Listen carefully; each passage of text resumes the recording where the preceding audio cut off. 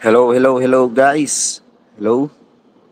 Ah, Magandang tanghali sa inyong lahat, guys. Sorry kung naka-off cam ako Nandito kasi ako sa lobby sa hotel. So, nag-quick live lang ako today para about sa topic lang ng Game 5 prediction between Ginebra versus Northport, Batang Pier. Okay?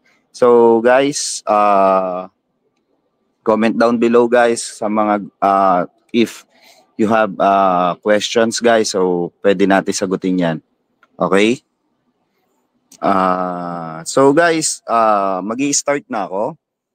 Dito guys, ang prediction ko between Ginebra versus Northport, for me, tingin ko makukuha na to ng Ginebra since gaya nung sabi ko nung last prediction ko sa Game 4 ng Ginebra and Northport, na ang keys to win ng Northport is dapat mag-step up yung mga backup players ni Arvin Tolentino. At the same time, kailangan si Arvin Tolentino umiscore din ng more than 20 points, okay? Gaya nung ginagawa niya nung mga elimination games kasi during Game 1 and Game 1, 2, 3, yung production ng isang Arvin Tolentino is just like 11 points lang, 10 points. So nawala yung pagiging ano niya, yung pagko-contribute niya dun sa Northport na team. So now, yung naging adjustment ng Northport, naging effective. Kaya nakita natin nanalo sila kontra sa Ginebra.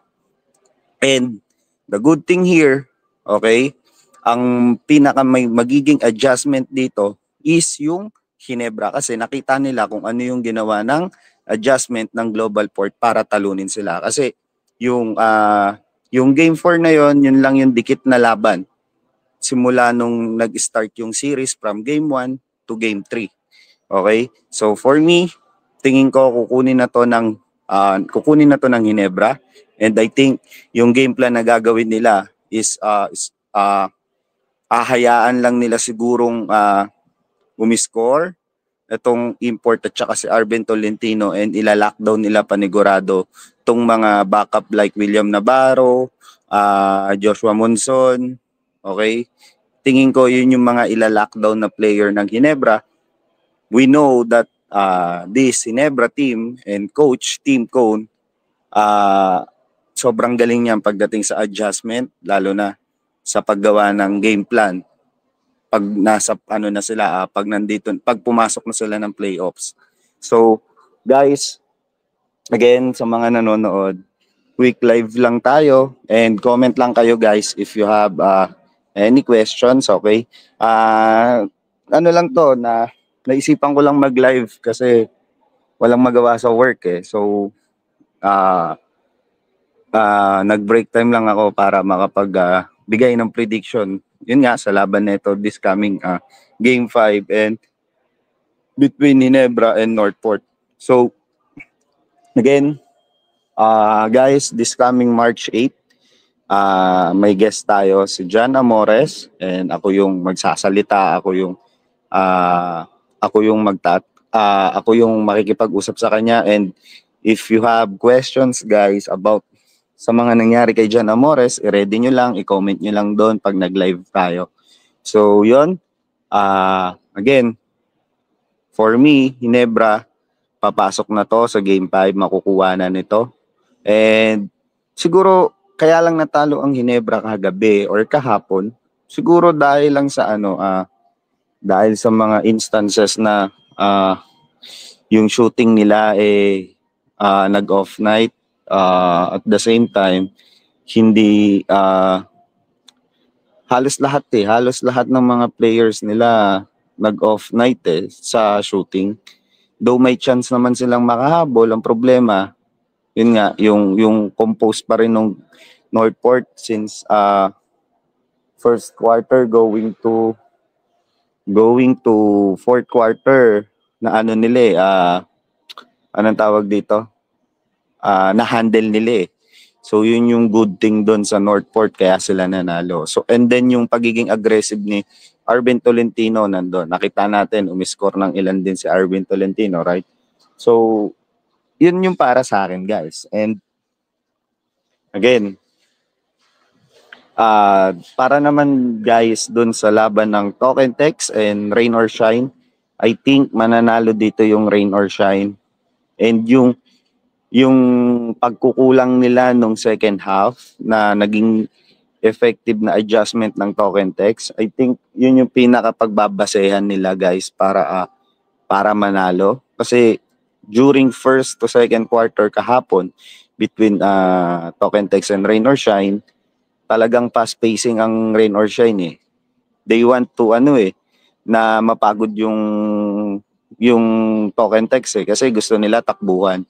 Yun naman yung nakikita natin, ginagamit nila yung run and gun offense ng Rain or Shine kasi marami silang player na talagang fresh legs like Adrian Nocom, Karakot, Anton Asisio, Mamuyak.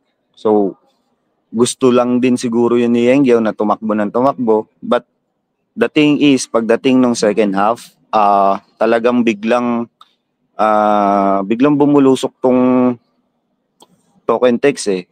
What I mean is yung naging adjustment nila. Yun nga, nalock nila si Adrian Nocom, 'di ba? Na ano rin din nila sila Mamuyak, si Clarito. So parang hinayaan nila, pined nila yung bola doon sa import nila na si Thompson. So ang ginawa nila, pino-force nila, kumbaga yung defense na ginagawa ng Token Text, pino-force nila na ipasa doon sa import.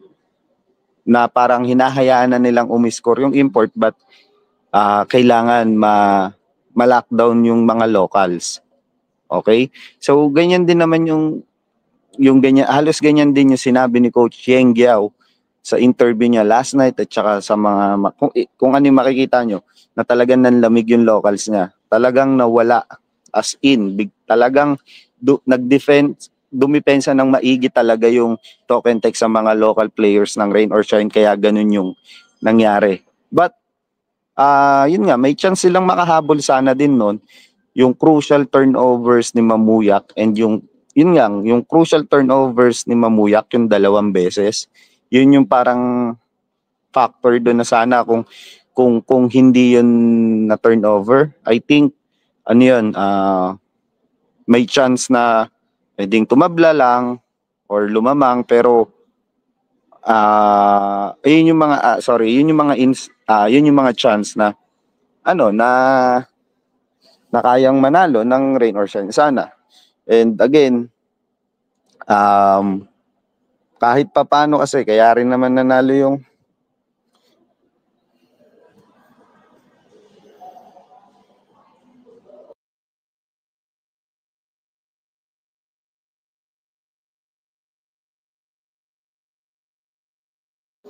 kaya rin naman nanalo tong Token Text kahit papano yung step up ng mga players na like sa mga bench player like Kim Aurin, like sino pa ba? Sila Pogoy, sila ng Batak. Kahit papano yun yung nagpaganda sa offense ng Token Text, though kahit walang Jason Castro parang hindi natin nakita na parang hindi naging malaking impact yung pagkawala ni Castro that game or that series. Okay? Yun yung isa sa nagpaganda doon. But again, if Token Text if masusustain ng Token Text yun sa game 5, I think kayang makuha ng Token Text yun. But kapag nag-step up or nakapag-adjust agad, okay, ang local players ng Rain or Shine, kayang-kaya nilang talunin ng Token Text. So yan guys, siguro 15 minutes live lang tayo, then i-end ko na to. And if you have questions guys, lang kayo, comment lang kayo. So kayo ba, sa tingin nyo guys, sino ba ano yung prediction nyo between Ginebra and Northport and then Token Text and Rain or Shine? Guys, comment lang kayo ha, huwag kayong mahiya.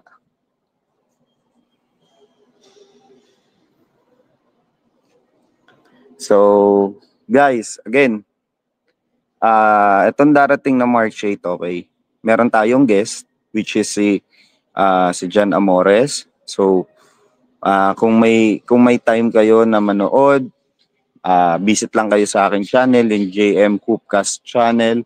And kung meron din kayong time na, what I mean is, kung meron kayong questions about Amores, comment nyo lang din para matanong natin sa kanya. Okay?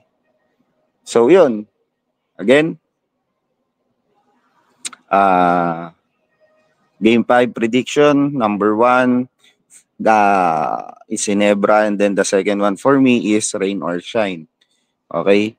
Kasi sa akin, guys, actually, Rain or Shine ako ngayon, hindi ako kasi nagtitingin sa player eh. Yung development ng team, doon ako nagbe-base. Kaya masarap din sumuporta pag ganun yung mga tinitignan mo, yung development, yung program ng isang team. Like for example, itong Converge. Kapag ang Converge gumanda na ng gumanda, lilipat ako doon para mag-support. Kasi ang ganda ng binibigay nilang programa para sa mga bata natin, di ba? Yung mga rising stars natin.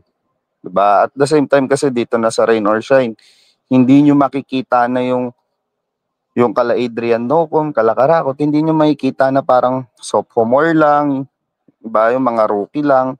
Parang kung titignan nyo parang 4 to 5, 6 years na silang naglalaro. Kasi kita nyo kung gaano sila ka-aggressive sa paglalaro ng alam niyo yan, yung level of competition nila. Parang akala mo ganun nakatagal sa liga. So yun yung good thing na nabigay na confidence ni Coach Yeng Yao. But kapag gaya nga na sabi ko, kapag itong Converge gumanda na lalo, masarap na rin silang panoorin. And I hope na kapag pumasok naman tong Star Horse na shipping line, okay, sana lang talaga na hindi lang to pinalitan ng pangalan para lang walang masabi na yung mga fans, 'di ba? Sana hindi ganun yung mangyari na hawak pa rin ng SMC na farm team sila, 'di ba?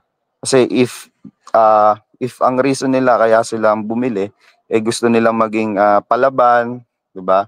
Sana maging totoo 'yon. Hindi nila hayaan na ibigay yung mga draft nila, 'di ba? Yung like papalaruin lang ng 1 to 2 years tapos tinitrade na. Pangit kasi imagine guys, kung hindi nagpakawala tong Terra sobrang lakas na nito. May CJ Perez ka, 'di ba? May Troy Rosario ka, 'di ba? May si Stan ka, may Pringle, sino pa ba yung mga first round nila? Nalimutan ko na 'di ba?